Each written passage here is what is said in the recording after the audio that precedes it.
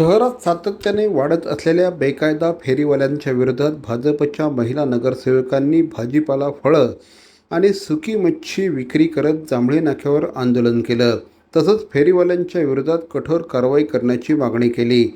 महानगरपालिकेच्या सर्वसाधारण सभेमध्ये सातत्याने कारवाईची मागणी करून देखील प्रशासनाकडून फेरीवाले हटवण्याकडे दुर्लक्ष केलं जात असल्याबद्दल संताप व्यक्त करण्यात आला. तसंच फेरीवाल्यांना आश्रय देणारा आका कोण असा सवाल केला आहे. भाजपच्या नगरसेविका नम्रता कोळी, प्रतिभा मढवी, मृणाल पेंडसे, उषा वाघ यांच्याबरोबरच सुनेश जोशी यांनी आंदोलनामध्ये सहभाग घेतला. आंदोलनामध्ये भाजपचे शहर उपाध्यक्ष जयेंद्र कोळी, विशाल वाघ हे देखील सहभागी झाले होते. ठाण्यात बेकायदा फेरीवाल्यांचा प्रश्न गंभीर झाला आहे.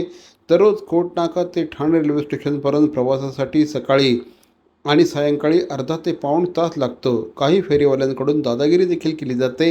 या प्रश्नाकडे नगरसेविका नम्रता जोशी, मृणाल पेंडसे, प्रतिभा मढवी, सुनेश जोशी यांच्यासह अनेकांनी आवाज उठवला होता. याच्या विरोधात हे आंदोलन करण्यात आलं. अनेक वर्षापासून आम्ही फेरीवाले या विषयावरती जीव तोडून बोलतोय. दिवसेंदिवस अनधिकृत फेरीवाल्यांची संख्या वाढते. स्थानिक फेरीवाल्यांना आमचा विरोध नाहीये, पण जे बाहेरून येऊन फेरीवाले इकडे बसतात, जागा अडवतात आणि त्याचा नागरिकांना त्रास होतो, त्याच्या विरोधातलं हे आंदोलन आहे.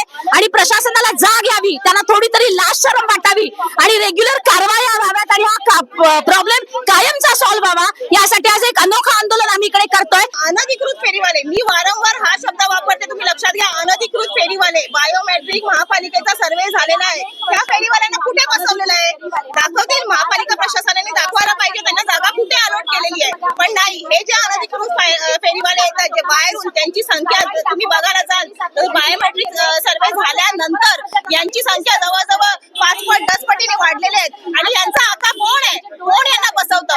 कारण का हे जे फेरी आम्ही जेव्हा आवाज उठवतो तेव्हा हे जे कारवाई केल्याचे, अतिक्रमणची कारवाई केल्याचे जो आम्हाला नाटक सीन क्रिएट केला जातो, त्यांचा माल उचलतात. कोणाचा फोन येतो त्यांना? चालायला रस्ता नसतो आणि स्थानिकांना आमचा विरोध नाहीये. बाहेरून येणारे रोहिंग्या आहेत, बांगलादेशी आहेत, ते तिकडनं गाड्या घेऊन येतात. गाड्या भरून राममोहरी रोडला पण कपड्यांच्या गाड्या लावलेल्या असतात. इकडे जागोजागी हे फेरीवाले बसलेले असतात. त्यांच्यावर कारवाई का नाही होत? त्यांचे महापालिकेचे डोळे उघडण्यासाठी आज आम्ही हे आंदोलन केलेलं आहे.